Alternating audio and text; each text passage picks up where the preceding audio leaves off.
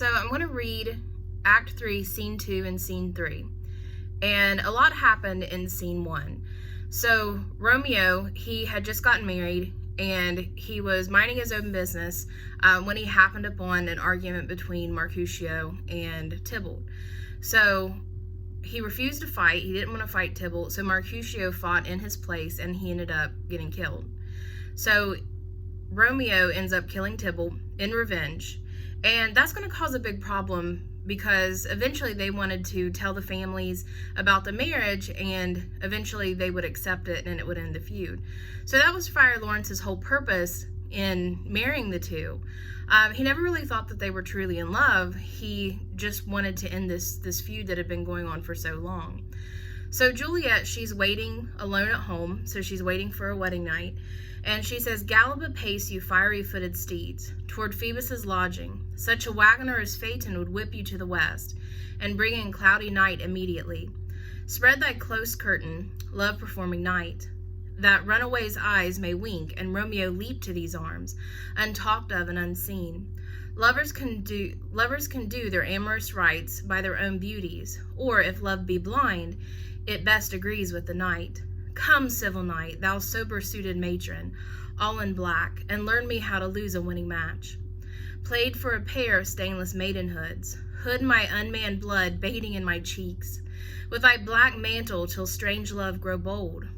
Think true love acted simple modesty?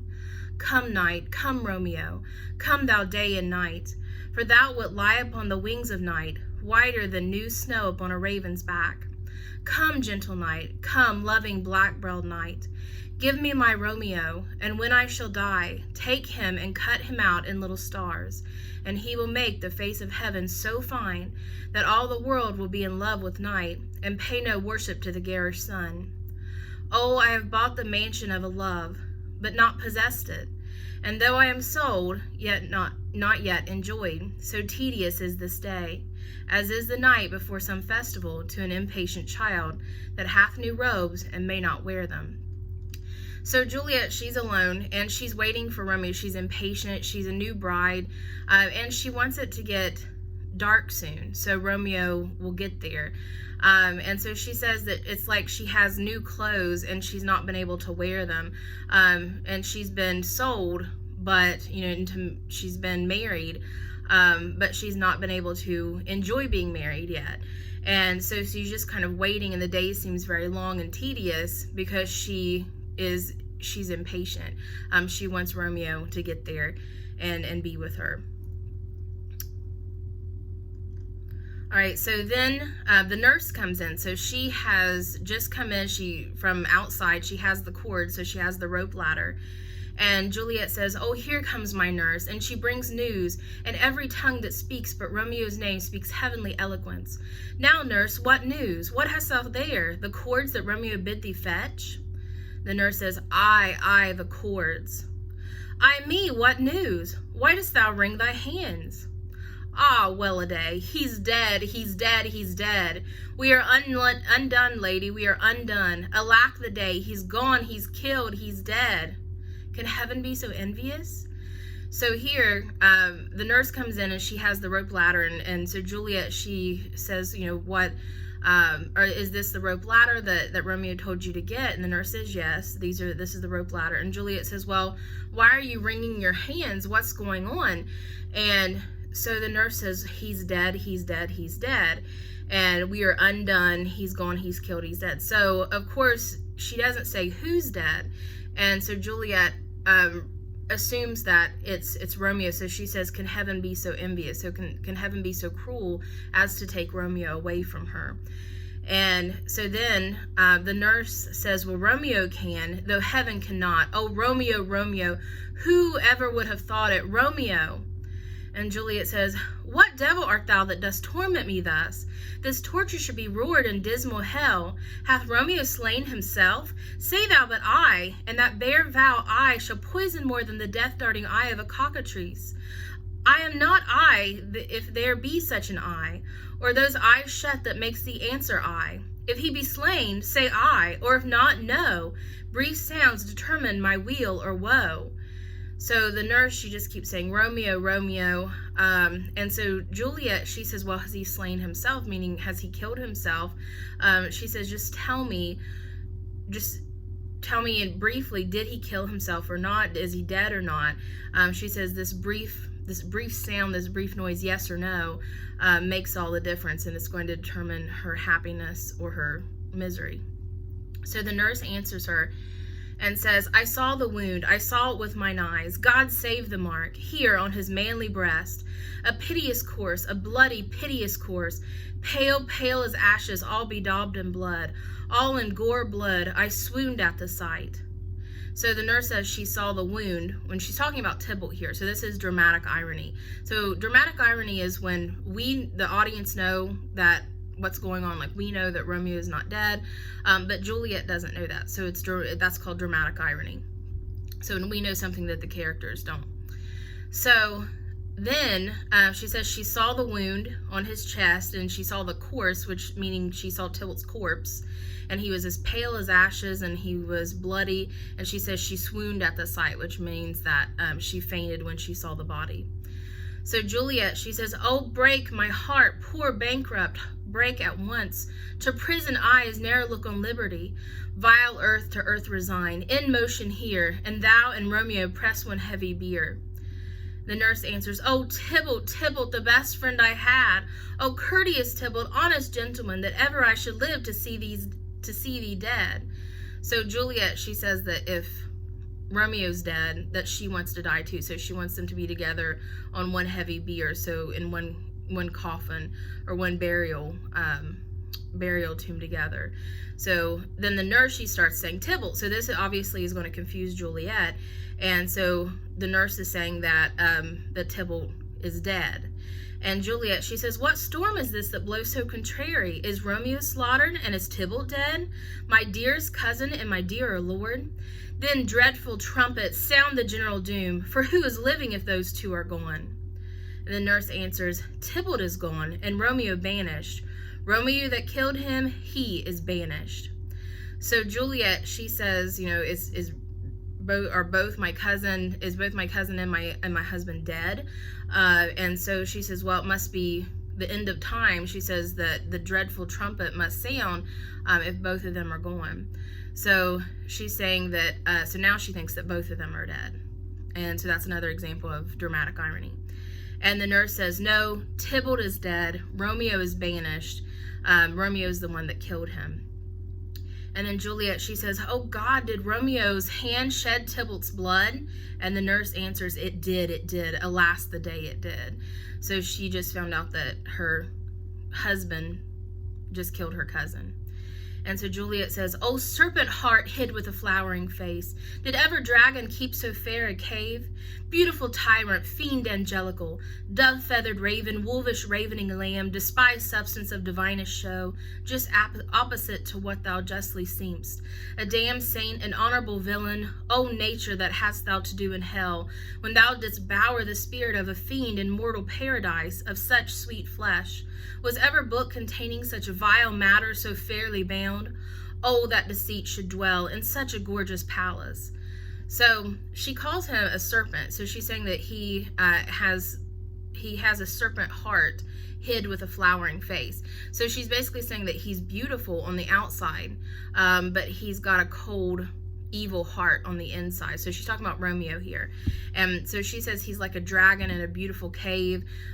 She compares him to a raven with dove feathers. She compares him to a lamb, like a wolf in sheep's clothing. She says that she has been, basically she's been tricked by him, and she feels like that all along that he's been a bad guy, and that she just saw his beautiful face. So the nurse answers her and says, there's no trust, no faith, no honesty in men, all perjured, all forsworn, all naught, all dissemblers. Ah, where's my man? Give me some aquavita. These griefs, these woes, these sorrows make me old. Shame come to Romeo. So the nurse, she says, well, you can't trust a man. So she asked for some aquavita, so she asked for some of her brandy or alcohol, and she says that shame come to Romeo. And then Juliet, she hears what the nurse is saying, and she starts to think about the situation. And she says, "Blistered be thy tongue for such a wish. He was not born to shame. Upon his brow shame is a shame to sit. For 'tis a throne where honor may be crowned. Sole monarch of the universal earth. Oh, what a beast was I to chide at him." And the nurse answers, "Will you speak well of him that killed your cousin?" And Juliet says, "Shall I speak ill of him that is my husband? Ah, poor my lord, what tongue shall smooth thy name when I, thy 3 hours wife, have mangled it? What, wherefore, villain, didst thou kill my cousin? That villain cousin would have killed my husband. Back, foolish tears, back to your native spring. Your tributary drops belong to woe, which you, mistaking, offer up to joy. My husband lives, that Tybalt would have slain, and Tybalt's dead, that would have slain my husband. All this is comfort, wherefore weep I then? Some word there was, worser than Tybalt's death, that murdered me. I would forget it fain, but oh, it presses to my memory, like damn guilty deeds to sinners' minds. Tybalt is dead, and Romeo banished." So Juliet, she takes up for Romeo, and she says, that he's not meant to be shamed. So she says, "Blistered be your tongue." So she's telling the nurse that. And so then she says that she calls herself a beast to chide at him, which means that she feels she shouldn't have said anything bad about him because he's her husband. And the nurse says, "Well, would you speak well of someone who just killed your cousin?" And she says, "Well, he's my husband." And so then she says that they've only been married for 3 hours, and she's already said all these terrible things about him. And then she says, why did you kill my cousin? So she asked herself that. Why did Romeo kill him? Then she starts to think, and she says, well, Tybalt would have killed Romeo if Romeo hadn't killed Tybalt. And so that kind of makes sense to her. So she's able to forgive Romeo then for what he's done. But she said that she's still crying, that she can't stop crying because Romeo is banished, and now they're unable to be together. So then Juliet, she goes on, she says, that word banished, that one word banished, has slain 10,000 Tybalts. Tybalt's death was woe enough if it had ended there.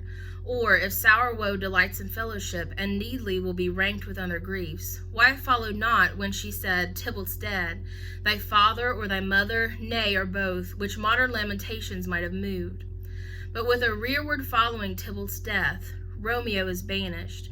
To speak that word is father, mother, Tybalt, Romeo, Juliet, all slain, all dead. Romeo is banished. There is no end, no limit, measure bound in that word's death.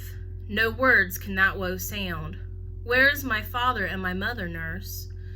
The nurse answers, weeping and wailing over Tybalt's corse. Will you go to them? I will bring you thither. And so she's saying that to her, Romeo's banishment is a fate worse than death because he's just out of her reach. She can't touch him. And so she says that it's like Tybalt being dead. It's like her mother, her father. It's like all of them, Romeo, Juliet. She said it's basically like it's a worse fate than death is what she's saying. So it's worse than all of her family being dead. And so she asked the nurse where her mother and her father is, and they said, well, they're crying over Tybalt's corpse. And she says, do you want me to bring you to them? And Juliet answers, and she says, wash they his wounds with tears, mine shall be spent when theirs are dry, for Romeo's banishment. Take up these cords, poor ropes you are beguiled, both you and I, for Romeo is exiled. He made you for a highway to my bed, but I, a maiden widowed. Come, cords, come, nurse, all to my wedding bed, and death, not Romeo, take my maidenhead. And the nurse says, hie to your chamber, I'll find Romeo to comfort you. I wot well where he is. Hark ye, your Romeo will be here at night. All to him. He is hid at Lawrence's cell. So Juliet, she says that basically she's going to be crying over Romeo's banishment long after her parents stop crying over Tybalt. And so she throws the ropes down. She says that your tricked ropes, you're not going to be used tonight. And so she says she's going to die maiden widowed. So she's made a vow here that she's never going to be with another man, that Romeo was it for her. And so she says, I'll to my wedding bed and death, not Romeo take my maidenhead. So she's basically saying she's going to die with her virginity intact. So the nurse, she says, you know what? I know where Romeo is. He's with Friar Lawrence, and I will get him for you, and I will bring him back to you. So we know that she cares about Juliet so much that she's willing to risk getting into a lot of trouble to help Juliet get Romeo. So then Juliet, she's excited, and she gives this ring to the nurse to give to Romeo. She says, give this ring to my true knight and bid him come to take his last farewell. So this ring is kind of like her saying that she forgives him, so that she realizes that that Tybalt would have killed Romeo, and so she forgives him for the murder. Of course, her parents won't be so forgiving. Okay, so now we're in scene 3, and this is going to be with Friar Lawrence. So Friar Lawrence has just come back from hearing the prince's sentence. So remember, the prince has banished Romeo from Verona. If he ever returns, it's a death sentence. So Friar Lawrence, he says, Romeo, come forth, thou fearful man. Affliction is enamored of thy parts, and thou art wedded to calamity. So then Romeo comes out, and he says, Father, what news? What is the prince's doom? What sorrow craves acquaintance at my hand that I yet not know? So he's basically saying, what is the prince? What does he say? What's my sentencing? Friar Lawrence says, too familiar is my dear son with such sour company. I bring thee tidings of the prince's doom. And Romeo says, what less than doomsday is the prince's doom? And Friar Lawrence says, a gentler judgment, vanished from his lips, not body's death, but body's banishment. So he thinks Romeo is going to be happy that he's not sentenced to death, that he's going to just be banished from Verona. And so Romeo, he says, ha, banishment, be merciful, say death, for exile hath more terror in his look, much more than death. Do not say banishment. And Friar Lawrence answers, hence from Verona art thou banished. Be patient, for the world is broad and wide. And Romeo says, there is no world without Verona walls, but purgatory, torture, hell itself. Hence banished is banished from the world, and the world's exile is death, then banished. So Romeo, of course, he kind of has the same reaction as Juliet.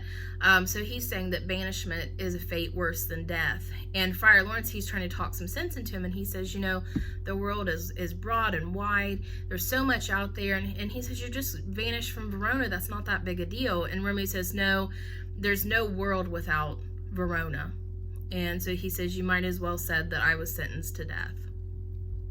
So he doesn't want to leave Juliet, and he doesn't want to leave his family. And so Romeo continues, and he says, is death mistermed, calling death banishment? Thou cuttest my head off with a golden axe, and smilest upon the stroke that murders me. So he's saying that it's not a gentle sentence, this banishment.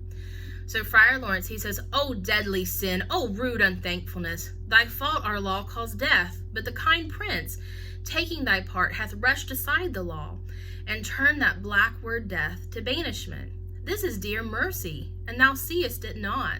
So he says, you're being rude and unthankful. He has brushed aside the law for you, because remember in Act 1, the prince said if they fought again that they were going to be killed. And so Romeo killed somebody, and he just got banishment. So he's saying that the prince has brushed aside the law for Romeo, and that Romeo is not, it's mercy, and he's not even seeing it. So then Romeo, he answers, and he says, 'tis torture, not mercy. Heaven is here, where Juliet lives, and every cat and dog and little mouse, every unworthy thing, live here in heaven and may look on her. But Romeo may not. More validity, more honorable state, more courtship lives in carrion flies than Romeo. They may seize on the white wonder of dear Juliet's hand and steal a mortal blessing from her lips, who even in pure and vestal modesty still blush, as thinking their own kisses sin. But Romeo may not. He is banished.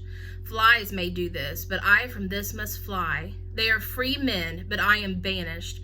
And sayest thou yet that exile is not death? Hast thou no poison mix, no sharp ground knife, no sudden mean of death, though ne'er so mean? but banished to kill me? Banished? O friar, the damned use that word in hell. Howling attends it. How hast thou the heart, being a divine, a ghostly confessor, a sin absolver, and my friend profess, to mangle me with that word, banished?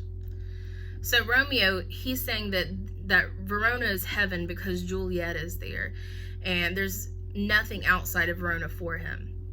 So he says that in Verona, he says that even the flies that buzz over carrying her dead bodies can land on Juliet's hand and kiss her hand, but he can't even get that close to her. And so he's saying that this is torture. And so he says every cat and dog and little mouse and every small little creature can be with her, and he can't even get near her. So now he says, don't you have any poison mix? Don't you have a sharp ground knife? Don't you have a sudden mean of death? So he's already thinking about committing suicide here. And so he says that this is like, and he says, how can you be my friend and say this is not torture? How can you say that this is a gentler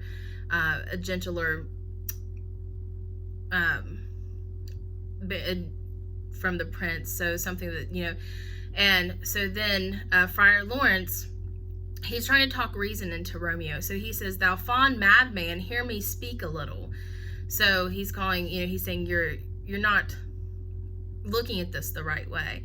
And Romeo, he says, oh, that will speak again of banishment. And Friar Lawrence answers, and he says, I'll give thee armor to keep off that word, adversary's sweet milk philosophy, to comfort thee, though thou art banished. So he's saying, just listen, let me talk to you about life a little, and let's look at kind of like the bigger picture. So Romeo, of course, he says, yet banished, hang up philosophy. Unless philosophy can make a Juliet displant a town, reverse a prince's doom, it helps not, it prevails not, talk no more. And Friar Lawrence answered, and he says, oh, then I see that madmen have no ears. And Romeo says, how should they when that wise men have no eyes? And Friar Lawrence says, let me dispute with thee thy estate. So Friar Lawrence, he's saying, just listen to me. And so Romeo, he says, unless you can pick up Verona and put it somewhere else, unless you can reverse what the prince said, unless you can reverse the sentencing, he says, I don't want to hear it. Don't talk anymore to me. And Friar Lawrence, he says that madmen have no ears, meaning crazy people, they don't listen to reason. And then Romeo says, well, wise men have no eyes. So he's saying that Friar Lawrence, he can't see the situation for what it is. And so then Friar Lawrence says, well, just let me try to dispute you. Just let me try to talk some reason into you a little bit. So Romeo, he says, thou canst not speak of what thou dost not feel. Wert thou as young as I, Juliet thy love, an hour but married, Tybalt murdered, doting like me and like me banished, then mightst thou speak, then mightst thou tear out thy hair, and fall upon the ground as I do now, taking the measure of an unmade grave. So Romeo, he says, you know what, you're not young, you're not in love, you didn't just murder somebody, you haven't just been married and been banished for the murder. He says, you can't possibly understand how I'm feeling. So he falls up on the ground and he starts tearing at his hair, and so it's impossible to console him.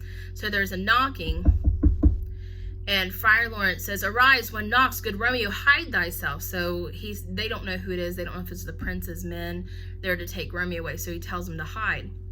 And Romeo says, not I, unless the breath of heart-sick groans mist-like enfold me from the search of eyes. So there's a knocking again. So he refuses to hide. And Friar Lawrence says, hark, how they knock. Who's there? Romeo, arise, that will be taken. Stay a while, stand up. So he's still trying to get Romeo to hide. So there's more knocking. Run to my study, by and by, God's will. What simpleness is this? I come, I come. Who knocks so hard? Whence come you? What's your will? And then the nurse, she says, let me come in, and you shall know my errand. I come from Lady Juliet. And Friar Lawrence, he opens the door, and he says, welcome then. So the nurse comes in, and of course she sees Romeo on the floor. And so the nurse says, oh, holy friar, oh, tell me, holy friar, where's my lady's lord? Where's Romeo? So, of course, he's on the floor. And so Friar Lawrence, he says, there on the ground with his own tears made drunk. And so he's kind of disgusted with how Romeo is dealing with all this at this point. So the nurse, she says, oh, he is even in my mistress' case, just in her case. Oh, woeful sympathy, piteous predicament. Even so lies she, blubbering and weeping, weeping and blubbering. Stand up, stand up, stand, and you be a man. For Juliet's sake, for her sake, rise and stand. Why should you fall into so deep an O? And Romeo says, nurse. And the nurse says, ah, sir, death's the end of all. And Romeo says, speakest thou of Juliet? How is it with her? Does she not thank me an old murderer? How now I have stained the childhood of our joy, with blood removed but little from her own. Where is she, and how does she, and what says my concealed lady of our cancelled love? So the nurse basically comes in, sees Romeo on the ground crying and tearing at his hair, and says, oh, Juliet's just in the same situation. She's so upset, and she's just crying and blubbering and weeping. And so she tells Romeo to stand up and be a man. And she tells him that death's the end of all. So she's basically trying to say, it's not over until it's over, it's not over until you're dead. And so then Romeo, he says, speakest thou of Juliet? Oh, well, so then he says that, does she think that I'm an old murderer because I've killed her cousin? So with blood little removed from her, meaning like her kin.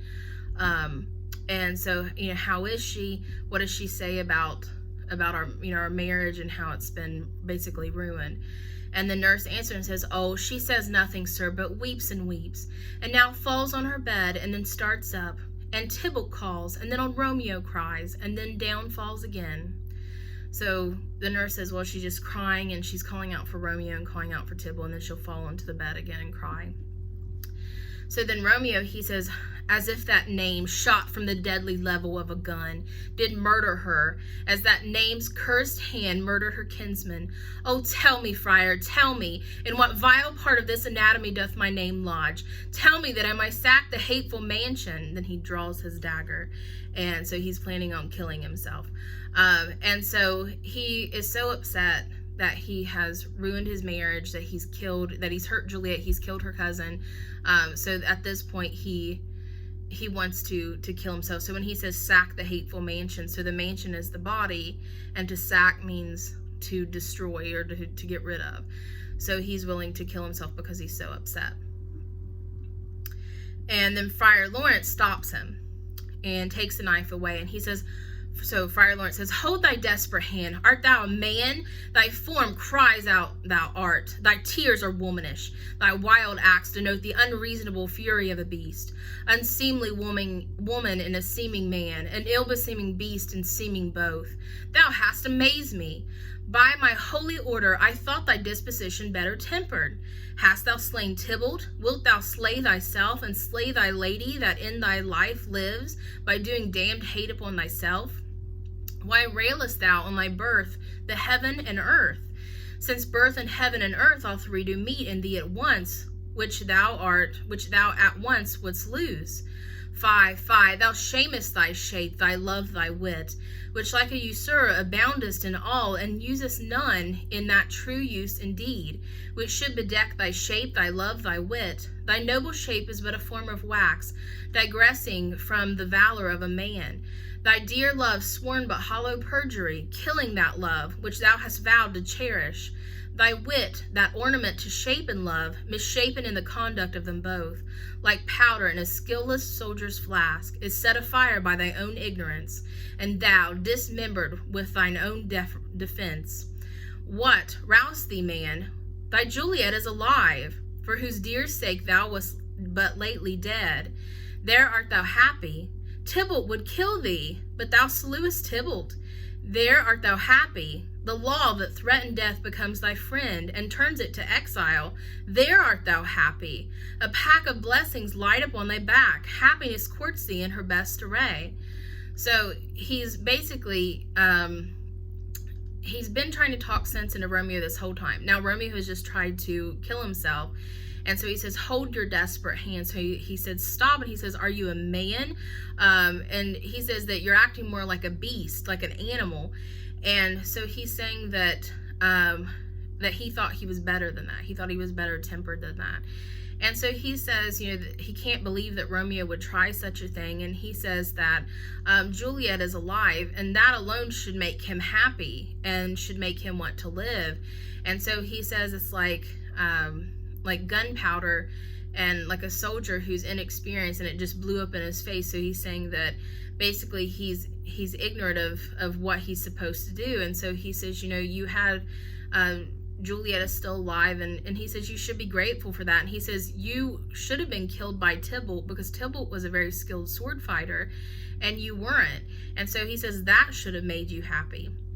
And then he says the last thing, the prince who should have by law had you executed has only banished you or exiled you. And he says that should make you happy. And he says you have all these blessings on your back and you are so ungrateful and you don't even see it. So he's basically kind of telling Romeo off here and saying he's being very ungrateful. So Friar Lawrence continues, and he says, but like a misbehaved and sullen wench, thou poutest upon thy fortune and thy love. Take heed, for such die miserable. Go, get thee to thy love, as was decreed. Ascend her chamber hence and comfort her. But look thou stay not till the watch be set, and then thou canst not pass to Mantua, where thou shalt live till we can find a time to blaze your marriage, reconcile your friends, beg pardon of the prince, and call thee back with 200,000 times more joy than thou wentst forth in lamentation. Go before, nurse, commend me to thy lady, and bid her hasten all the house to bed, which heavy sorrow makes them apt unto. Romeo is coming. So he says that Romeo, he's pouting, he shouldn't be. He says if he keeps acting like this, he's going to die miserably. And so he says that go to Juliet's and comfort her, and then in the morning the plan is that Romeo is going to go to live in Mantua. Mantua is about a distance between here to Portsmouth, so it would be a pretty long journey on horseback. And so he's going to live there until everybody's kind of like forgotten about it, tempers have kind of cooled, and then they're going to call him back to Verona. They're going to beg the prince's forgiveness. They're going to announce the marriage. They're going to tell the parents. And so Friar Lawrence thinks that maybe this could work if they give it enough time. And so he tells the nurse to go tell Juliet that Romeo's on his way. So then the nurse says on his way to her house. And then the nurse says, "Oh Lord, I could have stayed here all the night to hear good counsel. Oh, what learning is! My Lord, I'll tell my lady you will come." And Romeo says, "Do so, and bid my sweet prepare to chide." And the nurse answers, "Here, sir, a ring she bid me give you, sir." And then she gives Romeo the ring. "Hie you, make haste, for it grows very late." Then the nurse leaves. And Romeo says, "How well my comfort is revived by this." So the nurse says that, she says, "Oh, I could have listened to Friar Lawrence speak all night. He's speaking sense." And then so Romeo says, "Well, tell Juliet that get ready to scold me for all I've done." And then the nurse gives Romeo the ring, which again that's a sign of forgiveness. And so tells him, that it's late. And so then Romeo says that this makes him feel like that there's hope. So Friar Lawrence, he says, "Go hence, good night, and here stands all your state. Either be gone before the watch be set, or by the break of day disguise from hence. Sojourn in Mantua. I'll find out your man, and he shall signify from time to time every good hap to you which chances here. Give me thy hand, 'tis late, farewell, good night." And Romeo says, "But that a joy past joy calls out to me, it were a grief so brief to part with thee, farewell." So Friar Lawrence, he says, listen, here's the state of things. He says you have to leave before the watch changes in the morning. So like at the city gates, there would be watchmen, guards. And so before the watch, when the watch is changing, before they are there, that he has to get out of the city. And if he doesn't get out there in time, he's going to have to wear a disguise, because if they find him in Verona, they are going to kill him. And so he says, live in Mantua, and I'll find out your servant, and I will, I'll give him messages from time to time that he can bring to you and tell you everything that's happening in Verona. So he takes Romeo's hand, tells him good night, and so Romeo, tells him that he wishes, it's a grief to part with him, and that because he does consider Friar Lawrence a friend, and he tells him goodbye. So that's the end of scene 3. So at this point, Romeo is on his way to Juliet's house.